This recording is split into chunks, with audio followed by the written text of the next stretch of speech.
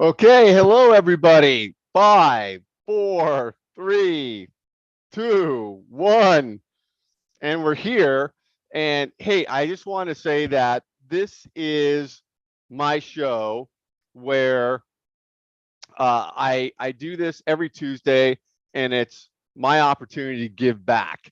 And there's so much information I love sharing. I am running Giant Jacks Media. I'm a co-founder, president of that firm. We're helping other coaches, entrepreneurs, businesses to build, stand out, nurture.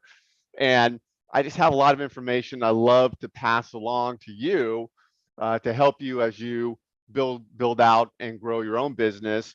And in particular, I also get to work with and talk with a lot of very dynamic people, other coaches, business owners, people just doing interesting things. And I'm a big learner. I love learning from other people. I'm naturally curious. And so uh, I, when I sit down on my show with others, there's always nuggets that are great takeaways for you. And so I sat down recently with Sayre Darling. Yes, that's her real name, and she's doing incredible things. And I want to show you that interview. I'm going to show that to you right now. Let's take a look. I'm here live with you, and let's jump into Sayre.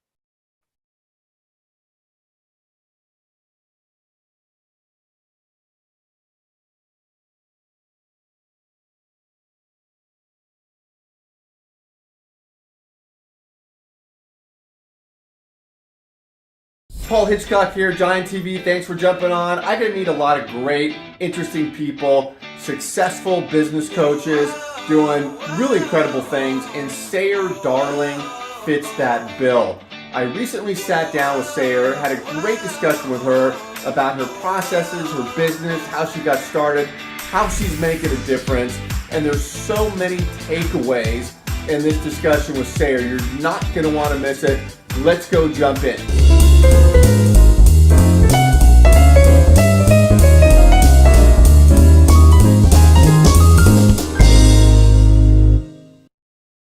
Hi, everybody. This is Paul Hitchcock, founder and president of Giant Jacks Media, where we help other companies to grow and nurture their businesses. Welcome to Giant TV. Really excited to have Sayre Darling here. Sayre, welcome.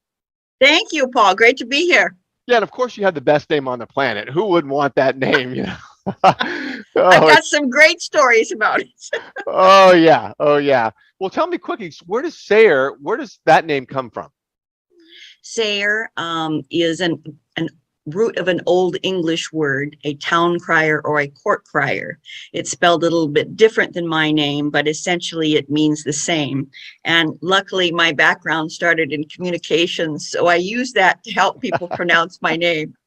I love it. I love it. Well, you're a business strategist, of course, and a leadership coach, ICF certified. You and I have talked before. We've had some great conversation offline. Really excited to jump into what you're doing. And I've got some of my talking points here that I want to make sure we cover. Okay. Yeah, but let's get into this, Sarah, because first of all, tell me who you're working with. And then I want to get into some of the topic points here that I think are so important. So tell me a little bit about Yeah. you and your business. Yeah. Well, what I have focused my business on right now is to help leaders become more future focused rather than operating their business from the rearview mirror, rather than looking to the past of what they have done. A lot of people have gotten lost in the last 2 years of change and transition. They're feeling overwhelmed. They're feeling depressed, absolutely out of touch with things. Right. They Yep. don't really know where to go next, what to step forward with. And I work with individuals, leaders in $5 million to $100 million companies who are looking to find their way forward with a future focused mindset and perspective on their business, and who are interested in building a better business, focusing on what they can control rather than chase every opportunity. We don't have the staff anymore to do that. It is a wasteful of human resources to do that. It doesn't connect our people. It doesn't let people work their purpose and make contributions to the business, and it doesn't get people the results that they think it does.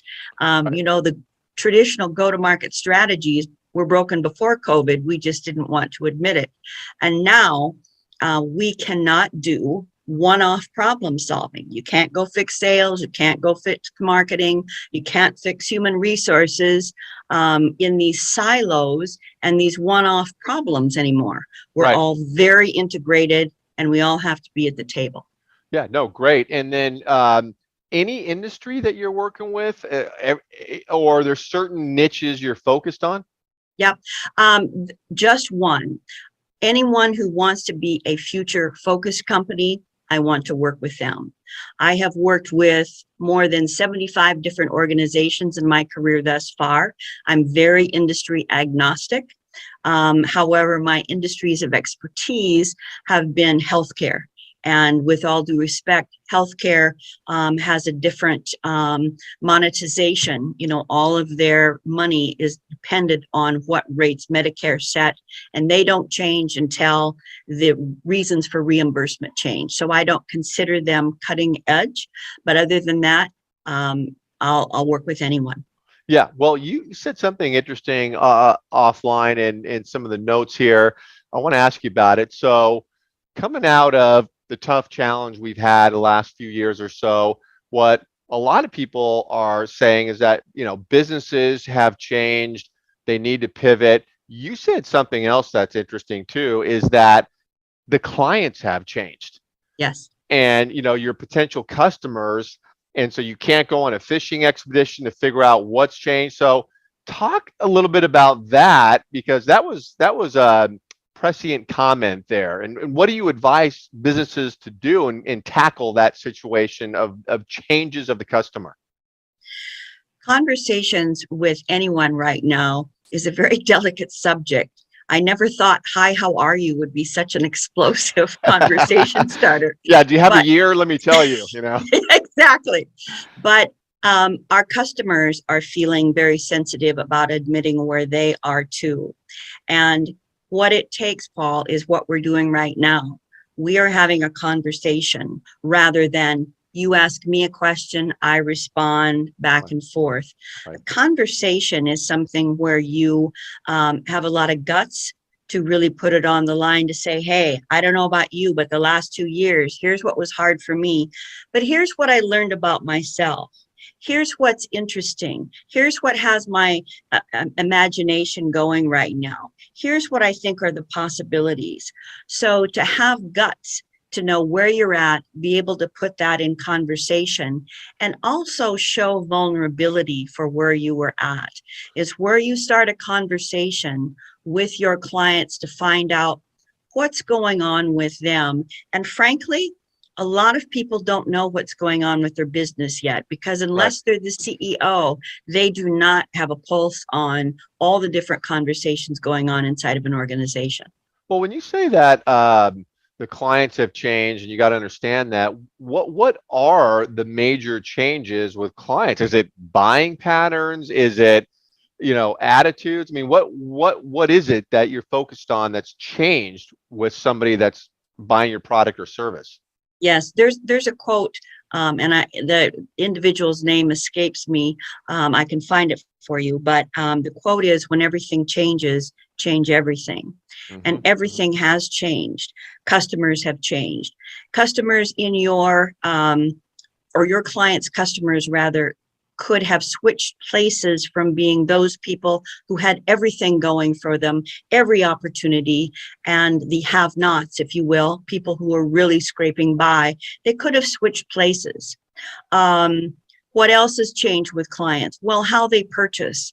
Everyone has been Amazonified.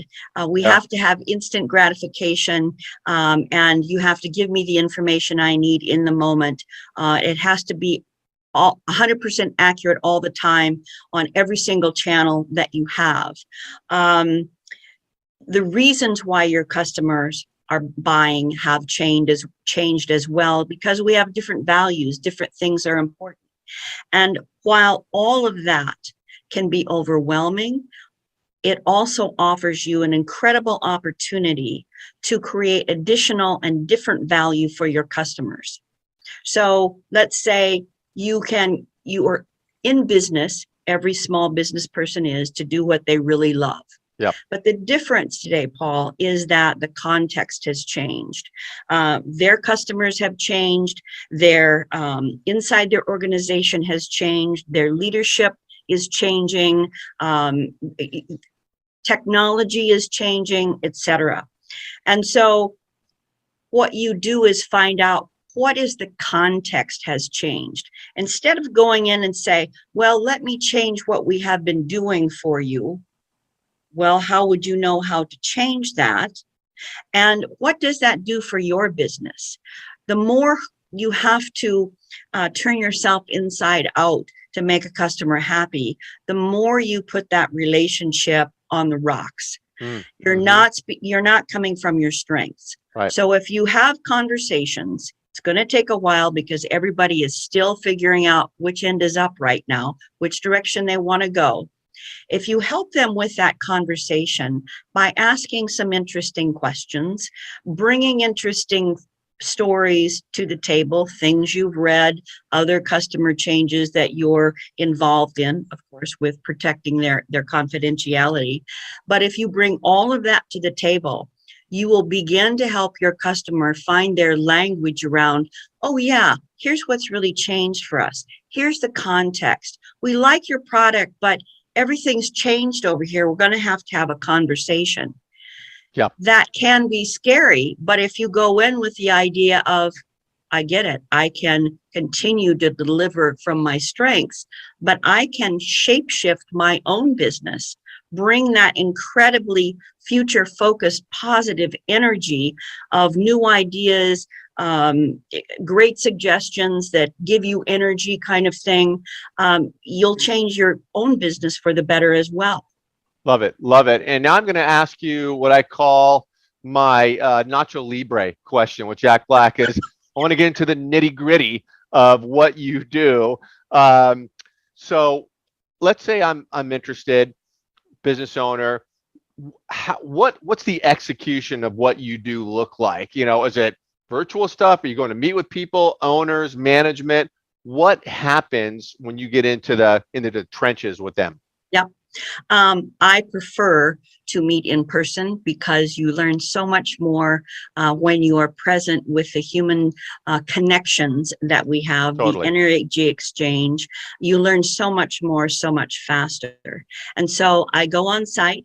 I do an entire assessment process with That's one day. face-to-face. That's a day, 1 day thing. That thing. The assessment will be a multi-day thing, but I Okay. may only be present for the 1 day to do that assessment. Okay? Got it. Okay.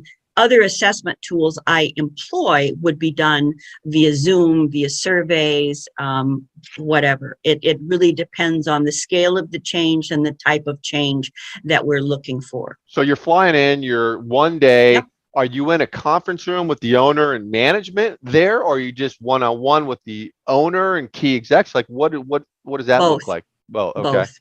Okay. And frankly, it's a lot about just walking around and having casual conversations with people. Right. You can pick up a lot about the energy in an organization just by walking around. Oh yeah. Or standing around Yeah. the water cooler and kind of doing Exactly. this, you know. Exactly. Yep. And just to get a feel for things. Then I bring all of that information back in person to the organization. And I say, you know, here's where we're at. And here are the possibilities based on what was conveyed to me. And here's what it will take to get there. And then we begin the negotiation of what is the right type of engagement for you. I would say a minimum of 3 months, a Okay. maximum of 12 months kind of thing. And it isn't a constant level of activity during that time, but it is paced, it is scheduled, frequent check-ins to make sure everyone is still staying on track. But the most important starting point is to get people to calm down.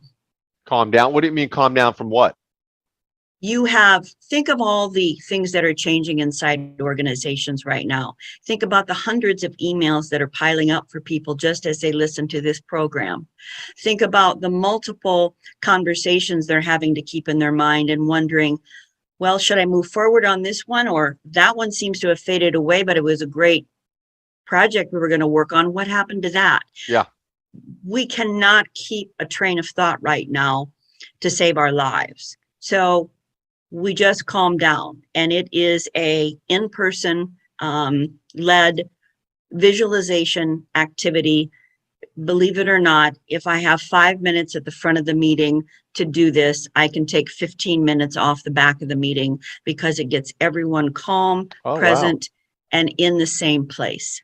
Okay. Wow. That's awesome. Yeah. That's where we start. Because the thing of it is, people are going to come into the meeting and say, oh, I want to do this. Oh, I want to do that. And they're just perpetuating what they're going through right now and what they've been going through for the past 2 years, which is reacting to everything. Right. This is a point to say, pause. That isn't getting you where you want to go. That isn't leading to greater worker satisfaction, greater engagement, attracting talent, keeping key talent. You can't just work on one separate thing. It all has to work together. And then we take the results of the assessment, craft the engagement, which is focused on leadership. Strategy, you have to have compelling strategies that attract people rather than chase them down and say, here's what we're going to do and beat them over the head, if you will. Right. Right. And we also focus on communications as a process. Don't think of corporate communications as a product. Think about how you use communications to decrease the number of emails, make better decisions, gather better intelligence, okay? And then we work on culture. How do we ingrain some of these habits into the organization to not create something different from the same work processes we've always done, Right. but how do we do something new? And then look at some of the business processes that are broken and create so much wasted time due to workarounds. Yeah. And that's what we focus on. And Sarah, I got to point this out, is that as you're getting into these weighty issues with these owners, there's got to be some vulnerability on their end, right? Because you're looking at things that are broken. And I know it's hard for owners, CEOs to ever want to admit they're not doing something great because they're entrepreneurs, right? Mm-hmm. And so, how do you get people to not be defensive and to be constructive and say, okay, you got to open up and we just got to get this crap on the table. This stuff's not working, and not for them not to get defensive? Is that you run into that, I'm sure. Yep. I've run into that all of my life. I am someone who has been living and working in dynamic change literally for my entire life. Right. So I have a very interesting background, a calm presence to be the calm in the middle of the storm, to be very stabilizing. I have a significant amount of experience in all types of communications in an organization. So I know how to open the conversation, create that dialogue. I use my own guts and put my own vulnerability out there to set the stage for everyone else to follow. And I've done a significant amount of change management, which doesn't work. That's why we call it change leadership. You either lead it or get out of the way. I've done a lot of significant crisis communications work and big, really hairy deals that gone south. So I can read the dynamic among people fairly well. And as an ICF certified coach, I have 15 years of coaching experience. Yeah, I know your background's awesome. We've got to know each other over the years. And Yep. I've got to say that your mention of that calm down and the exercise, I'm wondering, can I just zoom into that first 5 minutes and get me calm too when you're doing those things? It sounds so wonderful, sure. Yeah. Oh, it's great. So I want to ask you, as we get to the near the end here, that when you're looking at the future for these businesses, you say we're focused on the future. What is that? Is that 5 years down the road, 10 years down the road? I mean, what does that mean? that's way too far at this point. We have to start with the next 1 to 3 years, quite frankly. Okay. If you look at the new technologies that are in process right now and the difference they are going to make in our world, it's going to make the last 2 years look like a walk in the park. We are going into the fourth industrial revolution, which will change much of what happened in the third industrial revolution that we have just mastered. And so the way we work, the way we interact with people, the way we have to communicate, what we haven't talked about yet is how that needs to change and change the organizational dynamic so we can keep up with the speed of change, which is not going to slow down. We can keep up with speed of business in general, which is only going to increase. And we can keep our wits about us while we do that. Love it. Love it. Well, I've got to say, for everyone that's watching, you got to get connected with Sayre. Her information is going to be around this show wherever you're watching it, because we stream this everywhere: YouTube, LinkedIn, Facebook, Twitter. I don't know, it might be on TikTok for all I know, but we're out there. So get connected with Sayre. She's a very dynamic woman. I've learned a lot from her and following her content over the years. Sayre, thank you so much for being here.